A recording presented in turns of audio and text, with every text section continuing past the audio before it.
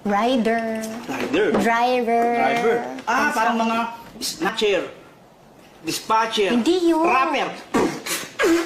Hindi yan. Gusto ko yung construction worker. Yung kaibigan. Yun. Parehas kami, construction worker din ako. Hindi, ikaw yung gusto ko. Yung... Ano? Hindi mo ako gusto. Uwi na ako. Ang bilis mo naman magtampo. Bilis mo naman maniwala. Talaga. Eh, siyempre, alam mo kasi yung kaibigan ko, ano yun? Masyadong masyalan sa babae. Maraming arte. Pag naligo nga yung 3 oras eh. Ano yun eh, masyadong stricto yun. May mga girlfriend nga yun dati. 2 years na sila, holding hands lang. Di basta-basta gumagalaw ng babae yun. Kasi papacheck up niya yung dugo, yung buhok, lahat papacheck up niya. Ang dami pang pagdadaanan. Eh ako hindi ako maarte, kahit panis kinakain ko. Ano yan? Gigil na gigil na kasi ako eh. Oo nga, gigil na eh. Hindi pa kasi ako nakakatikim ng construction worker eh. Eh siyempre, bago mo matikman yun, kailangan test drive muna.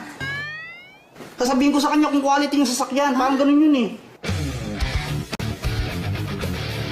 Bago niya sakyan, siyempre, titignan ko muna kung ayos, kung quality. Sure ka ba dyan? Magagawa mo ng paraan yan? Siyempre, ako pa. Isipin mo sa amin magkakaibigan, 30 kami mahigit, ako lang ang gwapo. Ha? Parang hindi naman.